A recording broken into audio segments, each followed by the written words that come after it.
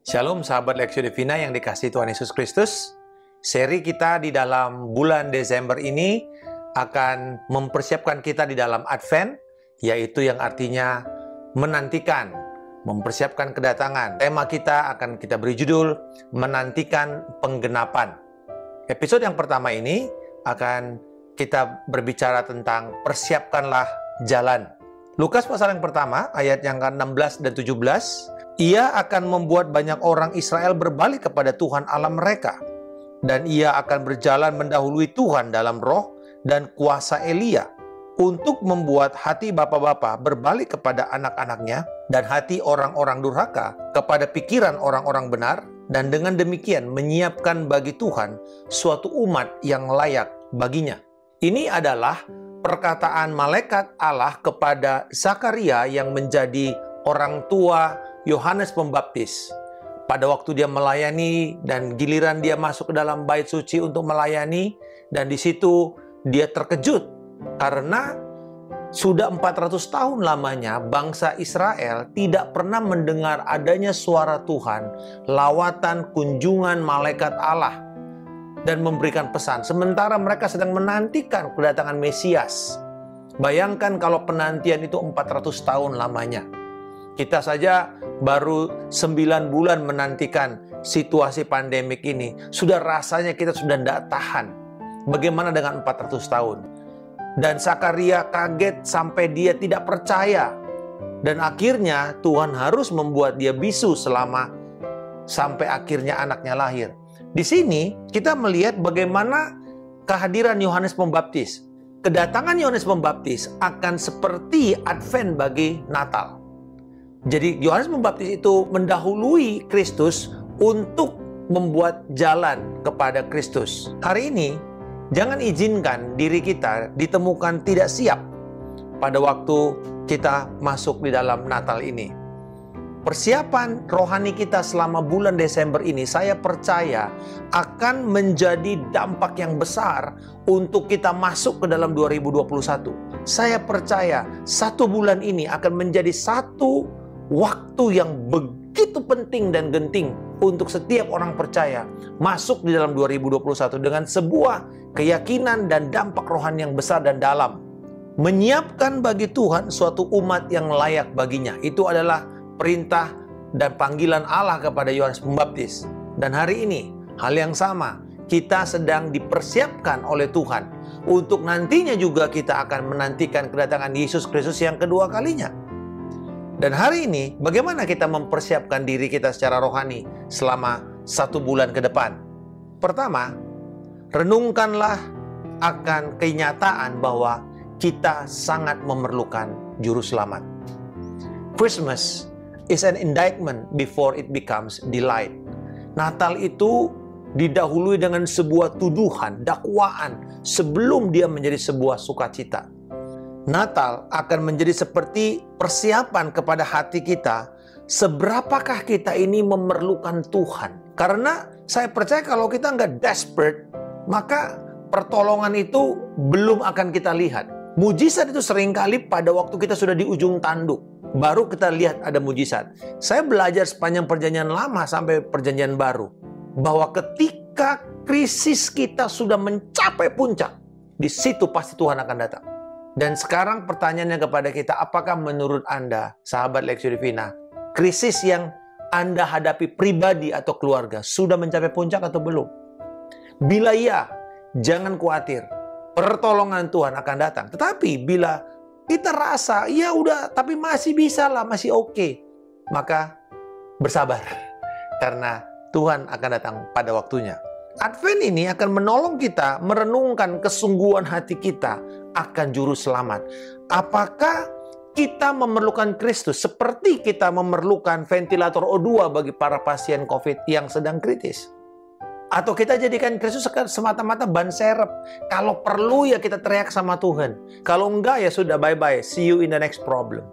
Yang kedua, periksa diri kita.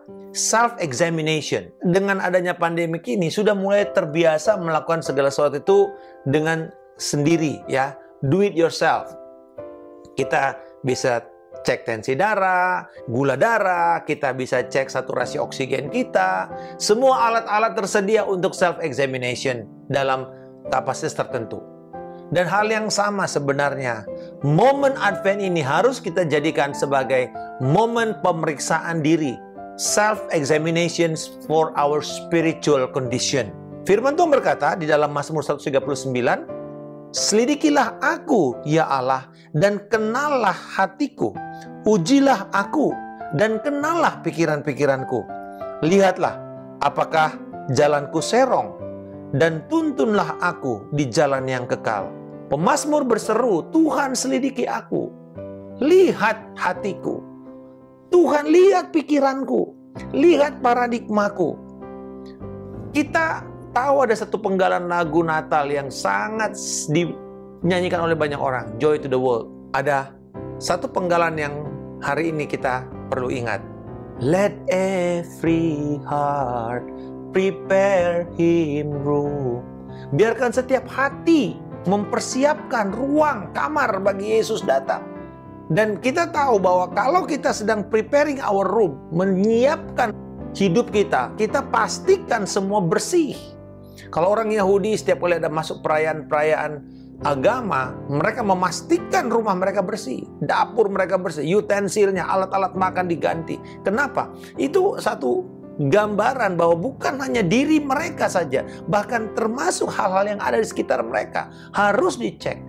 Dan sama, hari ini kita sedang diundang untuk memeriksa diri kita.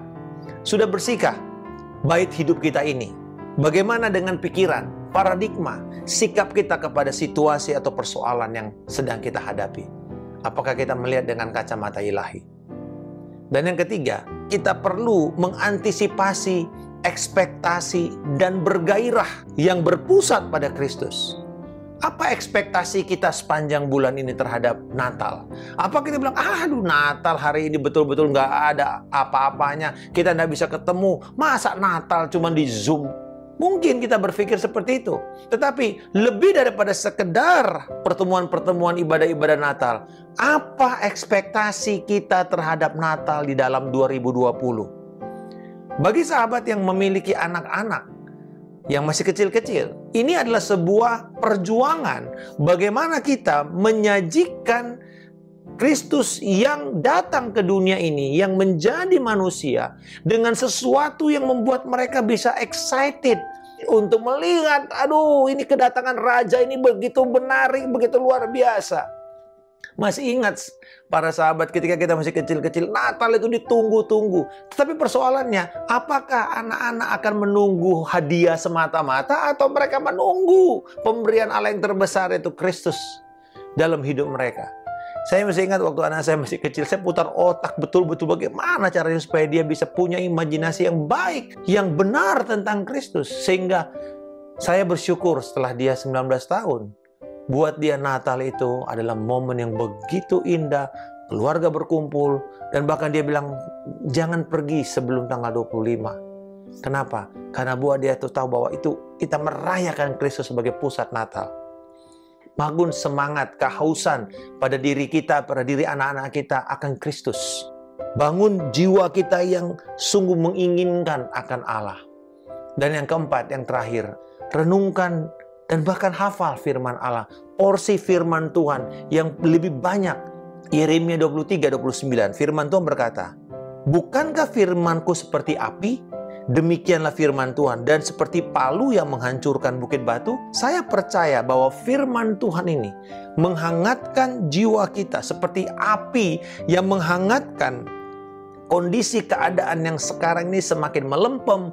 Banyak orang-orang yang jiwanya dan rohnya semakin melempem, semakin dingin, semakin pasif, semakin suam-suam. Yang sebelumnya wah semangat besar, sekarang melempem.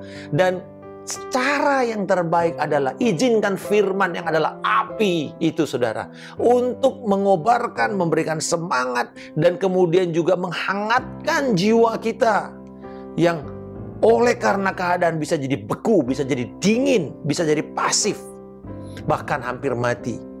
Nyalakan pengharapan kita dalam jiwa kita ini, di tengah-tengah kegelapan, di tengah-tengah keadaan yang tidak pasti, di tengah-tengah kondisi yang menekan. Biarkan firman itu menjadi terang, menjadi api, menjadi nyala yang akan membuat kita mengatakan sungguh ada pengharapan di dalam Tuhan. Tahun 2020 tetap adalah sebuah tahun yang menjadi tahun Tuhan kita. Tahun ini masih tahun Masehi kan? Di dalam bahasa Latin kita kenal sebagai AD, Anno Domini, in the year of our Lord. Percayakah sahabat Lectio Divina, tahun 2020 is still the year of the Lord. Masih tetap adalah tahunnya Tuhan, milik kepunyaan Allah kita. Mari kita menantikan pertolongan Tuhan dengan penuh pengharapan. Itu yang saya suka, bahwa iman Kristen itu is a happy faith. Why? Kenapa jadi iman yang bergairah dan iman yang gembira? Because it is a hopeful faith. Karena iman itu iman yang punya pengharapan, penuh pengharapan kepada sesuatu yang pasti, yaitu Kristus yang akan datang. Dan Dia pasti akan datang. Bapa di surga, terima kasih untuk penantian yang penuh dengan pengharapan. Kami berdoa sepanjang bulan Desember ini dalam masa Advent, kami membangun kerohanian kami membangun kerinduan, kesungguhan hati kami akan Kristus. Jiwa kami diselidiki, diperiksa, dibersihkan, dan bahkan dipenuhi dengan api firman-Mu. Dan aku berdoa Tuhan, bahwa setiap pengharapan yang saat ini sedang melempem, setiap rohani yang sedang suam-suam, sedang hampir mati, bahkan pasif dan hampir mungkin menyerah, hari ini biarlah setiap kami bangkit kembali dan percaya bahwa pengharapan dalam Kristus tidak pernah mengecewakan. Terima kasih Tuhan. Di dalam nama Tuhan Yesus Kristus kami berdoa dan mengucap syukur. Haleluya. Amin. Salam kemenangan. Saya Pendeta Markus Simanjuntak.